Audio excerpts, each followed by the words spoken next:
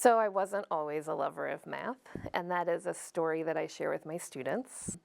When I was an elementary school student, I did fine. I got good grades in my math assignments, but I kind of didn't feel either way about math. I loved reading. And then in middle school, math got hard. And then in high school, I survived math. I passed, and that was enough for me. And then I got to college, and I wanted to be a music major, and I wasn't worried about math as a music teacher, but I hated my music classes. I was really stressed out by them, but I loved my education classes. So I ended up switching my major to elementary education, and my first job after college was as a kindergarten teacher. And I was not concerned about teaching elementary school math because I knew how to add, subtract, and multiply and divide. But when I was teaching my kindergarten students, I was working really hard. They were working really hard, but I would go to assess them and they hadn't learned anything. They were doing poorly on their assessments. And so I was really confused and frustrated by that. We were all working really hard. First year teacher, I was working really hard.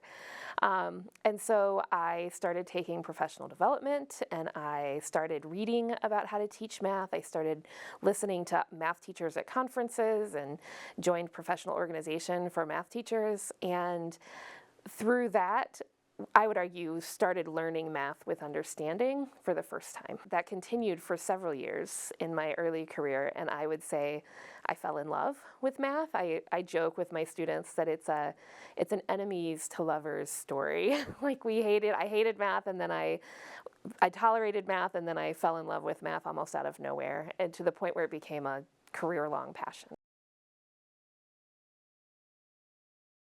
That's a story I share with my students here at Western because a lot of them come in with some trauma related to their own experiences in math classes. And so I like to tell them up front, when I was your age, I did not like math. And now I have a PhD in math education. I don't know that I experienced joy in mathematics until I was an adult and trying to learn it as a teacher. But I think joy in mathematics belongs in classrooms. We should give our children, whether they're 4 or 40, opportunities to experience joy when they're doing mathematics.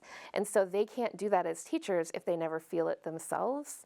So that's a big part of my goal too, is when we're doing math in the classroom, I want them to have those moments of like, this is really fun and this is really cool, and feel that joy that they can experience in mathematics. I chase that feeling for myself and I chase it for them because I want them to chase it for their own future students.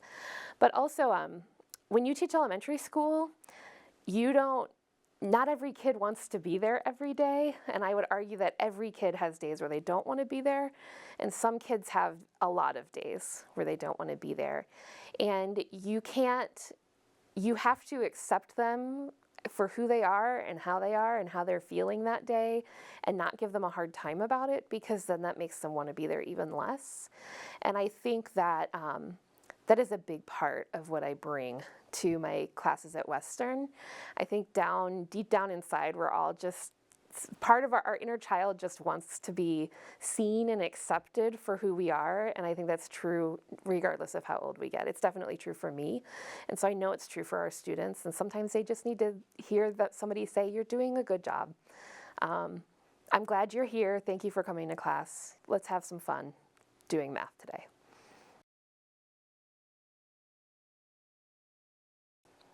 Yeah, I think that people are less likely to succeed when they feel bad about themselves. And I think that that's universal.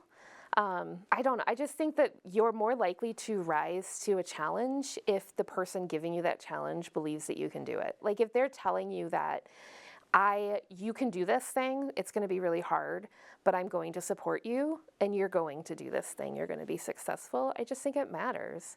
I also think our students have a lot going on, especially in the wake of the pandemic. But even before that, a lot of them work. You know, some of them are really far away from home and their support systems. I've definitely had students who are parents or single parents. I'm a single parent. And sometimes they have sick relatives, or they have a death in the family, or they have a friend who's going through a mental health crisis, or they are newly disabled, or they have a family member who's disabled. And A lot of our students have care roles beyond just parenting. You never know what burdens somebody is carrying, and I think that it's important that they know that we're going to have a good time while you're here, and I'm going to support you, and I'm going to appreciate the fact that you came to class. And so I think by giving empathy to my students, they're more likely to do quality work and to take time to do that work, because they know that it matters, or I wouldn't be giving it to them, and they know that it is valuable.